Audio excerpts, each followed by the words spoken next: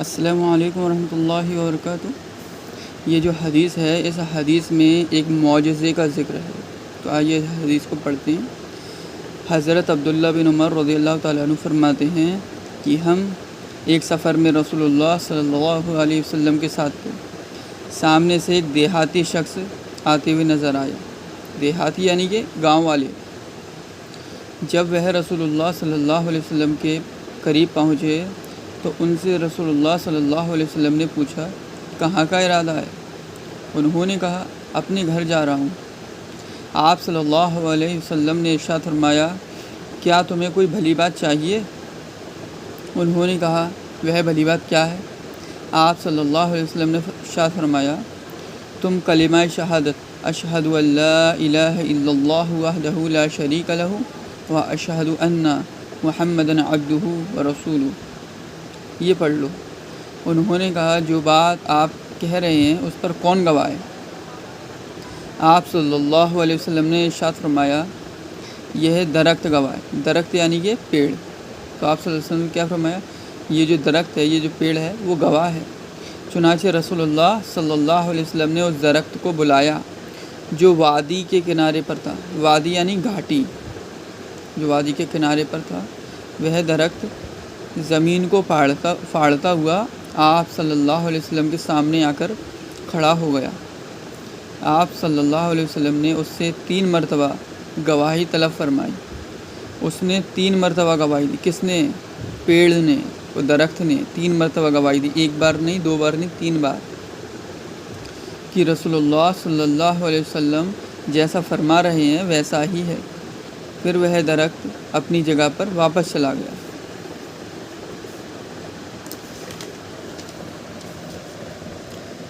یہ سب کچھ دیکھ کر دیہات کے رہنے والے شخص بڑے متاثر ہوئے اور اپنی قوم کے پاس واپس جاتے ہوئے انہوں نے رسول اللہ صلی اللہ علیہ وسلم سے عرض کیا کہ اگر میری قوم والوں نے میری بات مان لی تو میں ان سب کو آپ کے پاس لے آؤں گا، ورنہ میں خود آپ کے پاس واپس آ جاؤں گا اور آپ کے ساتھ رہوں گا۔ یہ طبرانی کی روایت ہے، یہ 3 کتابوں میں آئی ہے، ٹھیک ہے۔ تو اس میں نبی پاک صلی اللہ علیہ وسلم کا معجزہ ہے کہ آپ نے ایک پیڑ کو بلایا اور اس پیڑ نے جو ہے وہ جواب بھی دیا اور وہ واپس بھی آیا، ٹھیک ہے۔ یہ دوسری حدیث دیکھیے۔ حضرت انس رضی اللہ تعالیٰ عنہ فرماتے ہیں کہ رسول اللہ صلی اللہ علیہ وسلم نے ایک صحابی کو مشرکین کے سرداروں میں سے ایک سردار کے پاس اللہ تعالیٰ کی طرف دعوت دینے کے لیے بھیجا۔ چنانچہ انہوں نے جا کر اس کو دعوت دی۔ اس مشرک نے کہا کہ جس معبود کی طرف تم ہمیں دعوت دے رہے ہو وہ چاندی کا بنا ہوا ہے یا تانبے کا؟ اس مشرک کی بات رسول اللہ صلی اللہ علیہ وسلم کی طرف بھیجے ہوئے قاصد کو بہت ناگوار گزری۔ وہ رسول اللہ صلی اللہ علیہ وسلم کے پاس آئے اور آپ کو مشرک کی یہ بات بتائی۔ آپ صلی اللہ علیہ وسلم نے صحابی سے ارشاد فرمایا، تم دوبارہ اس مشرک کو جا کر دعوت دو۔ چنانچہ انہوں نے دوبارہ جا کر دعوت دی۔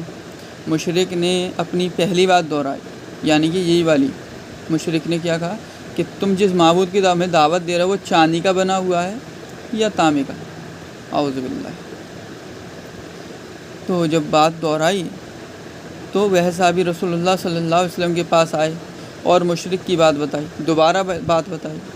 آپ صلی اللہ علیہ وسلم نے پھر ارشاد فرمایا، جاؤ اس کو دعوت دو۔ چنانچہ وہ صحابی تیسری مرتبہ دعوت دینے کے لیے تشریف لے گئے۔ پھر واپس آ کر رسول اللہ صلی اللہ علیہ وسلم کو بتایا کہ اللہ تعالیٰ نے تو اس مشرک کو بجلی کی کڑک بھیج کر، یعنی کہ بجلی گرا کر ہلاک کر دیا، مار ڈالا۔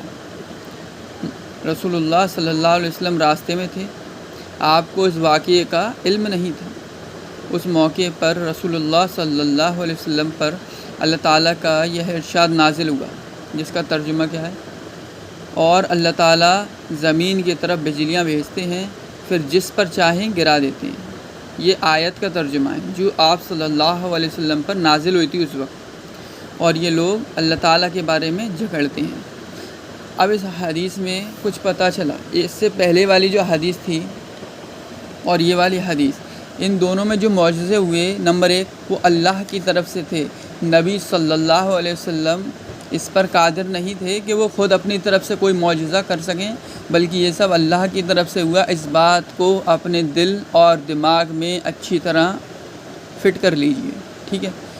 دوسری بات یہ ہے کہ یہاں پر لکھا ہے، دیکھو صاف صاف، رسول اللہ صلی اللہ علیہ وسلم راستے میں تھے، آپ کو اس واقعے کا علم نہیں تھا۔ اس کا مطلب رسول اللہ صلی اللہ علیہ وسلم غیب کا علم نہیں رکھتے، جیسا کہ بریلوی حضرات کلیم کرتے ہیں کہ نبی پاک صلی اللہ علیہ وسلم کو غیب کا بھی علم ہے، وہ عالم الغیب نعوذ باللہ۔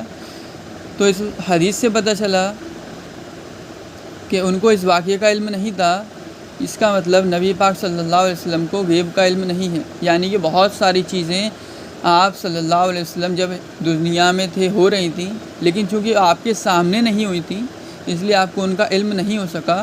یہ بات الگ ہے کہ اللہ تبارک و تعالیٰ نے وحی بھیج کر آپ کو اس چیز سے، اس بات سے اوگت کرایا، اس کا علم دیا، ٹھیک ہے۔ 2 بات ہو گئی یہاں پر نوٹس کرنے لائق۔ تیسری بات کیا ہے؟ تیسری بات یہ ہے کہ یہ لوگ اللہ کے بارے میں جھگڑتے ہیں۔ اللہ کے بارے میں نہیں جھگڑنا چاہیے کبھی بھی، نہ تو اللہ کے بارے میں، نہ اللہ تبارک و تعالیٰ کے نازل کردہ قرآن کے بارے میں۔ قرآن کی آیتوں کے بارے میں جھگڑنا کفر ہے، ایک روایت میں آیا ہے، اور اللہ کے بارے میں بھی نہیں جھگڑنا چاہیے، ٹھیک ہے۔ تو یہ جو 2 حدیثیں ہم نے یہاں پڑھی، ان سے 3 باتیں جو ضروری ہیں وہ ہمیں پتہ چلی، ٹھیک ہے۔ ان باتوں کو انشاءاللہ یاد رکھیے گا اور ان حدیثوں کو بھی یاد رکھیے گا، اور ایک بات یاد رکھیے گا کہ اللہ جب چاہتا ہے تب معجزے دکھاتا ہے۔ اللہ پر کسی کا حکم نہیں چلتا، بلکہ اللہ سب پر حکم چلانے والا ہے، جب چاہے تب معجزے دکھائے، ٹھیک ہے۔ اور کوئی بھی اس پر قادر نہیں ہے کہ وہ اپنی طرف سے معجزے دکھا سکے، کیونکہ ہر چیز پر اللہ قدرت رکھتا ہے اور کوئی قدرت نہیں رکھتا۔ السلام علیکم ورحمۃ اللہ وبرکاتہ۔ کوئی سوال ہو تو کامنٹ سیکشن میں آپ کر سکتے ہیں۔